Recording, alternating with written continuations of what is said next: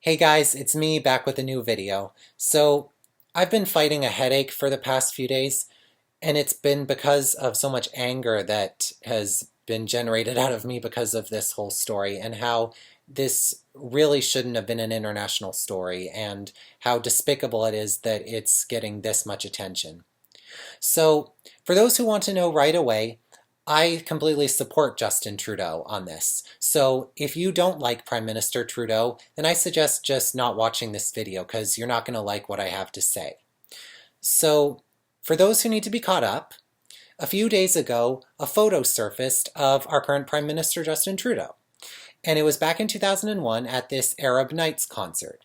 And, well, he was wearing blackface. And people were now saying that he was racist.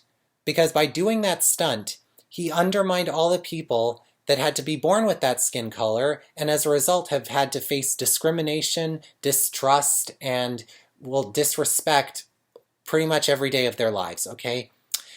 And, well, he knows that what he did was wrong.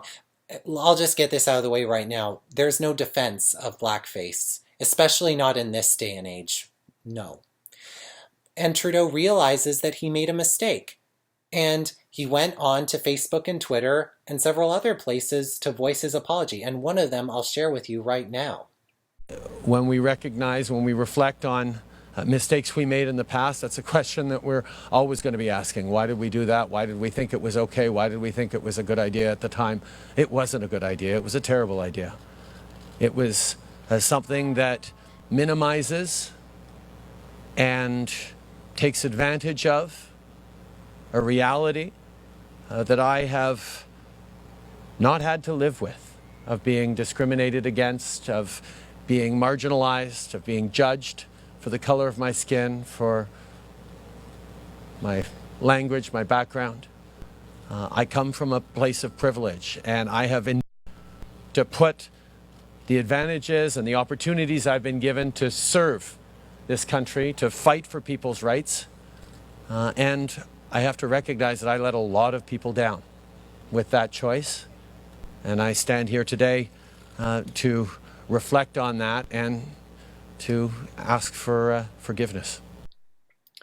Now look, in politics, whenever something like this comes up, I see a lot of pointing. I see a lot of distracting.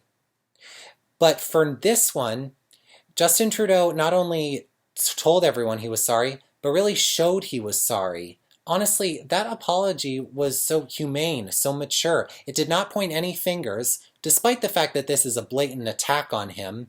He did not say that. He completely understood that this picture of him really undermined the people who have had to live with discrimination, whereas he didn't have to. Now, look.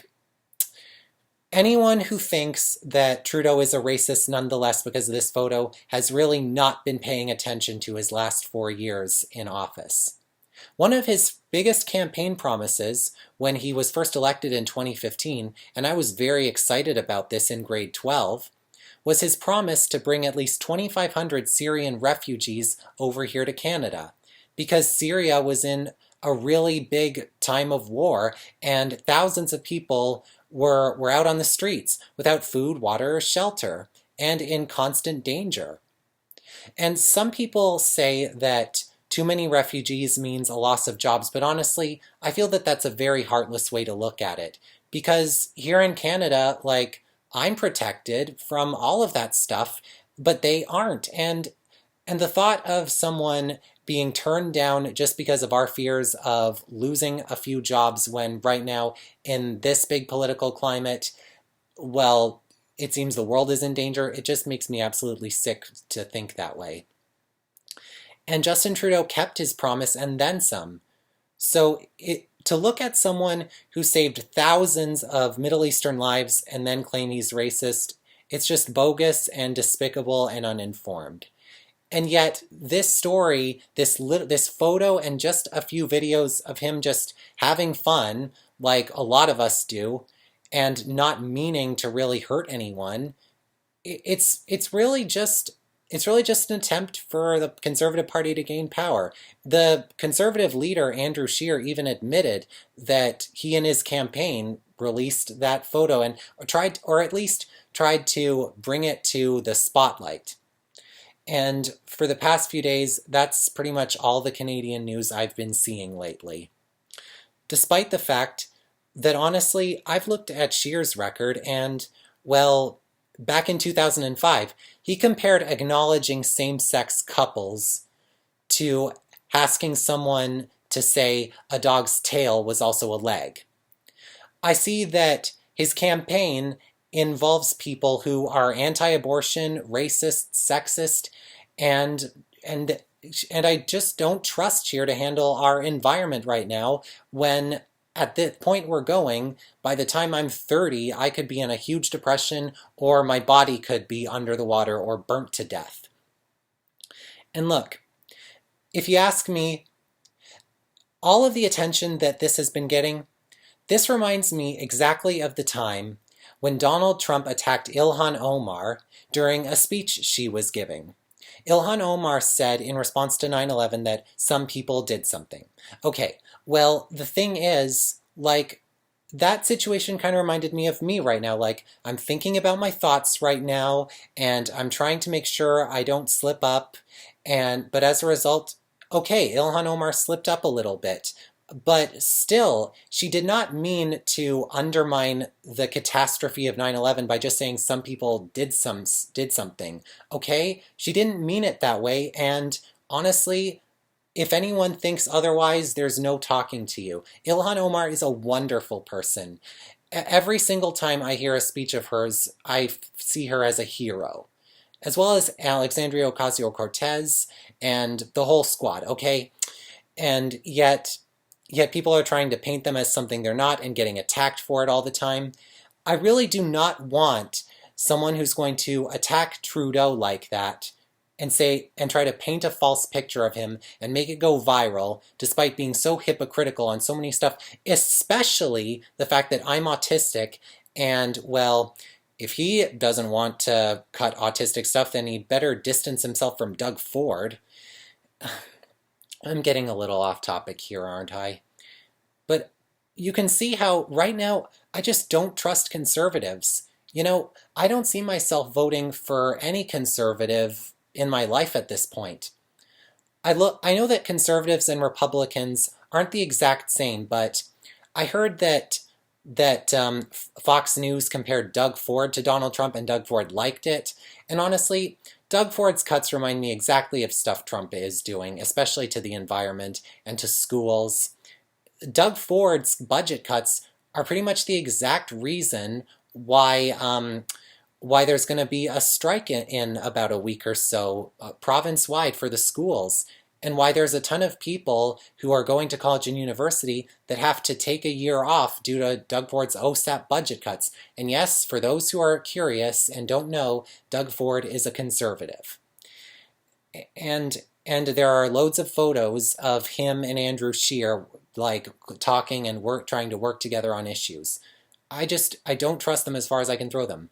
I also don't trust the Republican president of Brazil who is purposefully burning the Amazon rainforest. I don't trust the UK Prime Minister Boris Johnson.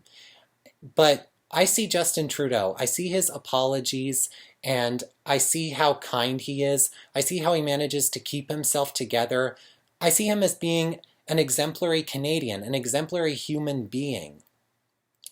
And so just, I know I can't stop you from voting conservative. You have the right to vote for whoever you want, and that right should never be taken away from you.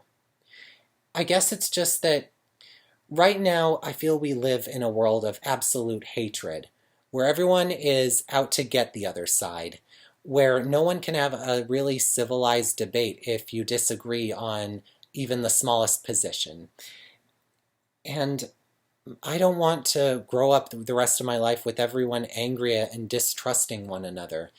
I don't want to grow up in a world where our political leaders are allowed to shame everyone and try to buy their way into an election. I don't want a leader who does a smear campaign of someone who saved thousands of Syrian lives, okay? So what I've heard is that this news is not really affecting Justin Trudeau's numbers, and I really hope that news is correct. And I really hope that either he gets a re-election or Jagmeet Singh or Elizabeth May take over. Jagmeet Singh is the NDP leader and Elizabeth May is the Green leader. And honestly, Jagmeet Singh and Elizabeth May, they should really be on board with Trudeau on this. They should really be defending him. If they aren't, I really do not see why they wouldn't. So there we have it. It's like, this is a political YouTube video of mine, and well, I hope that whatever happens in this next October election here in Canada, and I hope that for everything that happens in the entire world, I hope that somehow it all turns out okay. I'm fully with you, Justin Trudeau. Okay, thanks for watching. Hope you enjoyed.